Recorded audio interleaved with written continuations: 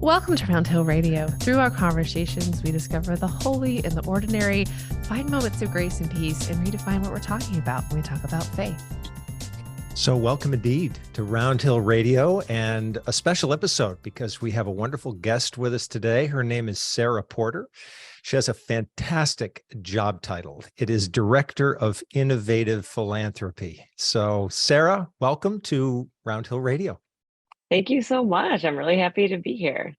So Sarah, you are the Director of Innovative Philanthropy for Hope for Haiti, which is a remarkable organization. And you're certainly focused on supporting medical work and educational work in Haiti and probably much beyond that. But could you just give us a little bit of a snapshot about what Hope for Haiti seeks to accomplish? Yeah, absolutely. So we've been working in the south of Haiti for over 30 years now, and we're primarily focused on poverty alleviation, but we do work in 4 core program areas by partnering with 24 communities. So we work in education and partner with schools, again, to ensure children have access to education. We have a very large healthcare program providing an array of services, primary, preventative, dental. Our team of Haitian doctors and nurses even go out into the rural communities and do pop-up mobile clinics. We also work in clean water, so ensuring that communities and families and students have access to clean water, because that can be a huge challenge in Haiti. And then Sure. also economic development, because people need opportunities to thrive and to have a livelihood. So we actually make loans and grants to businesses in Haiti that have a social impact. And we've been very heavily focused on disaster response. So Sure. Haiti, actually right in our backyard, right where we're based in Lakai, in the south of Haiti, was hit by a massive earthquake in August of 2021. So we've Mhm. been very focused, in the early days on a short-term response. People need food, water, shelter, but now we've moved into the longer-term response, that rebuilding, repairing, and healing, including a big focus on rebuilding schools that were destroyed. And something I always say is one of the reasons I think we've been so successful over the last 3 years is truly because of our Haitian team. Mm. Something I love about Hope for Haiti and how we work is that the majority of our staff is Haitian. Mhm. I am not Haitian. I do not know what's best for Haiti, but my Haitian colleagues do. So here in Sure. the US, we're a much smaller team, but focused on really raising the resources and support so our team in Haiti can do that work, and they know what needs to be done. And it feels so great to support that mission. Yeah. You do absolutely remarkable work. And I can't even imagine how you can, in a sense, maintain focus, over these different areas, especially while you're being challenged by natural disasters and the intrusion of, natural forces. So it's been wonderful to learn about Hope for Haiti. And actually, you and I have had several conversations over the last few years because we've been fortunate enough to come into the circle of Hope for Haiti and even to assist. We, Round Hill Community Church administered a grant last year in support of the work for Hope for Haiti. And one of the things that also caught our attention is one specific promotional effort that you're engaged in, and that's the Hike for Haiti. And we know that that comes up every year in April. So I wonder if you could tell us a little bit about that, because as we're approaching April, this may be a way, as I understand it, for people across the world, for that matter, but especially here in Greenwich and Round Hill Community Church, to become more involved. Yeah, definitely. So the Hike for Haiti Challenge actually started 5 years ago in 2019, really as a small pilot project. And I really love, I guess I'll call it the origin story of the hike. We always have this conversation. How can we connect people to Haiti? How can we connect people to our mission? Because unfortunately, we can't bring everybody with us to Sure. Haiti. And my colleague actually had this great idea. And just to take it back a little further, really it came out of a partnership with one particular school. As I mentioned, we partner with 24 communities, and within those communities, we partner with the school. That's really kind of like the hub of our programming. And there's one particular school in the rural village of Marquoff, and this school literally sits on top of a mountain. Like, I am not exaggerating. There are no real roads that go to the top. So these children literally hike a mountain every day to Mm. access their education. And when I think about that, what that really means, my mind is is kind of blown. And actually in 2016, Hurricane Matthew hit the country and that school was destroyed. Mm. And our country director at the time said, we really need to rebuild this school. And, that seemed a little bit challenging, the lack of roads and thinking about how you would have to carry concrete, like literally on your back to get it Right. up to the top. But, the power of partnership and the power of perseverance, we were able to partner with that community, get all the supplies up to the top, with those students, those families, those teachers, those community members, and the school is beautiful and it is Mm. much stronger and much more sustainable. So that's really been our inspiration. So we said, what if we challenged people here, actually all over the world, but to actually hike or climb or walk the equivalent steps that those children in Marquardt go to reach their school every day. And Mm. no joke, our team went up with a Fitbit and actually did track the steps about how many it takes.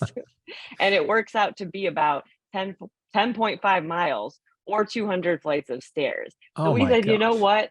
What if over the month of April, we ask people to take that challenge? And we want to give people a month because we know it's a lot of steps, Sure. and really to make it inclusive and, flexible, whatever works for you.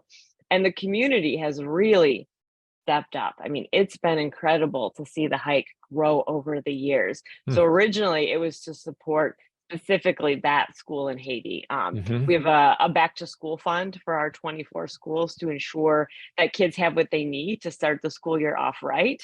It's grown so much that we've actually been able to support 24 schools now Mm. with that back to school fund. But it shows the importance. I mean, because every year we do this, it's a pretty large education budget. So what's been wonderful is going into this fifth year, people have the opportunity to join us to take that hike, register and even create a team.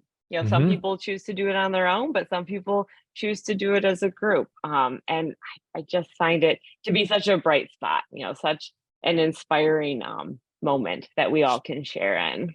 Sure. So it sounds like these funds specifically go towards that educational effort, the rebuilding or the maintenance of the schools, preparing children for the academic year. Have I got that right?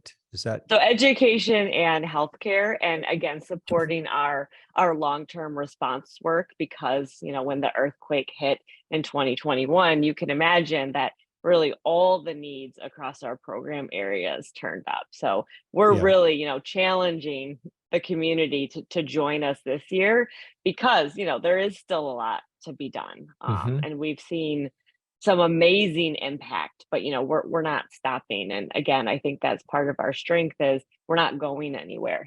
Our team, we have over 150 full-time staff members, all Haitian in Haiti. They're not Mm. going anywhere. They're there to do that work, but this is a big part of giving them the resources that they need, again, to work across education, healthcare, and response work. Sure. So we're pumped, April's coming up soon. It kicks off April 1st. We'd love to see a lot of teams this year. Actually, a fun little fact, because we aim for this year to be the biggest one yet, we want to have as many hikers as it takes, which would be about 2,400, where all our steps added together would actually be the distance around the globe. So Mm. I think that's pretty cool. And I would love to see, the Connecticut community be a big part of that this year.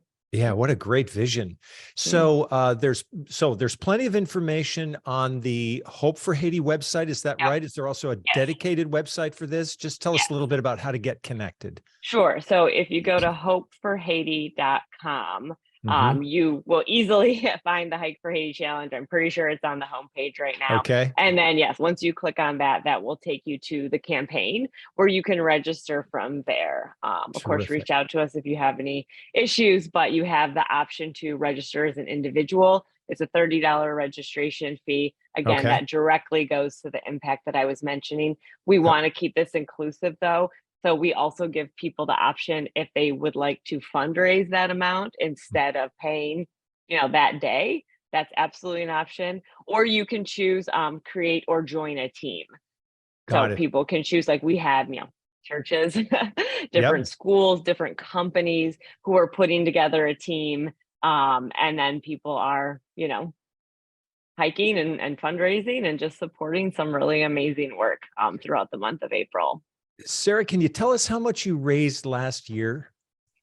So let's see. Actually, what I love is we actually just decided to see what it would be if we were to add up all the years together, and we're getting close, I think, to almost 600,000.